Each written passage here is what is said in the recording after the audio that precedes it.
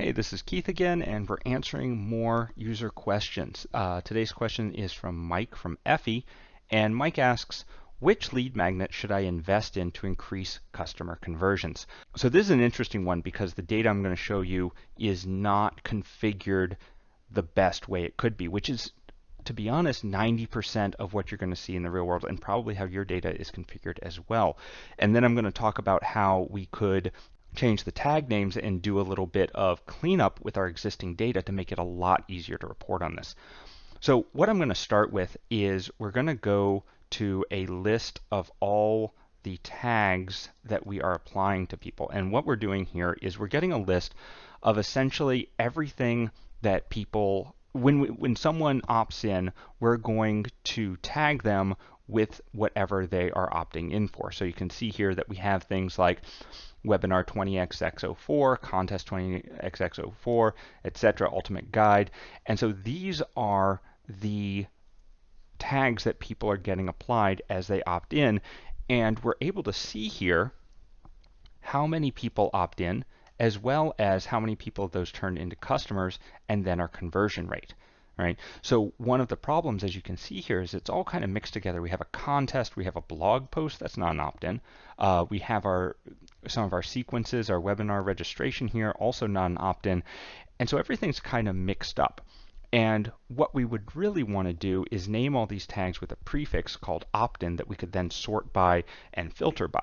But we don't have that right now. So let me show you how I would do this if we don't have that data. And then what we'll do is we'll act like we have renamed them, and we can kind of go through how that will work. So what we're just going to do is we're going to look right here and just hit this conversion rate number and just sort by it. Now, of course, purchase tag is going to have 100%. So we know we're going to ignore these SEQEGs. And this is the tagging set up correctly. And this is for my main campaign. So let's ignore these SEQEGs and let's start looking at the marketing blueprints, the webinar. Now these are the ones that we're really starting to see. So I see I have 124 that bring in about 8.87% conversion rate, and is maybe about $49 per lead. So I can see the same for the webinar here.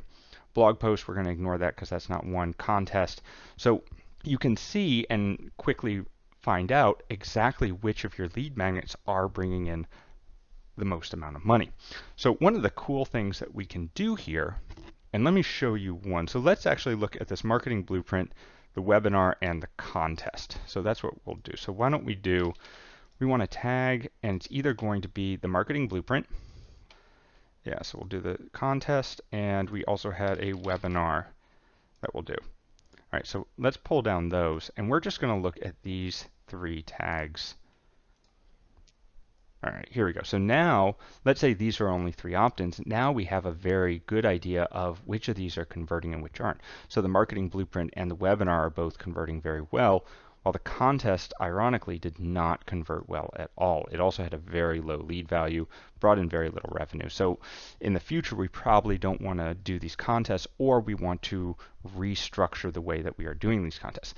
Now, one of the cool things that we can do here is that if we're looking at the tags, we may want to know where are the referrers that are bringing us in the most amount of revenue here. So what we're going to do is we're going to go in, and we're just going to look at our referring domain here.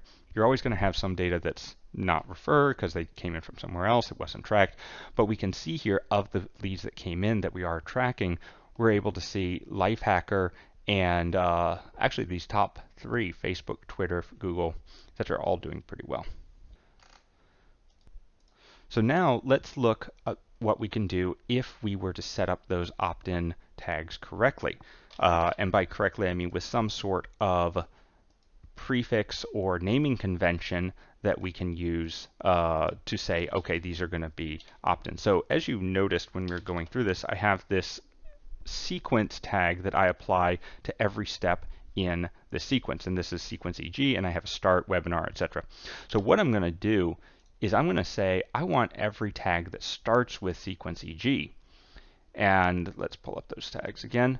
And what this is going to give me is a list of people as they go through this funnel. So I'm going to see how many people register, how many people responded to email to download the checklist. I can see this as kind of a funnel and see what parts of the funnel are actually bringing me in the most money. They are giving me the highest conversion, and they are giving me the highest lead values.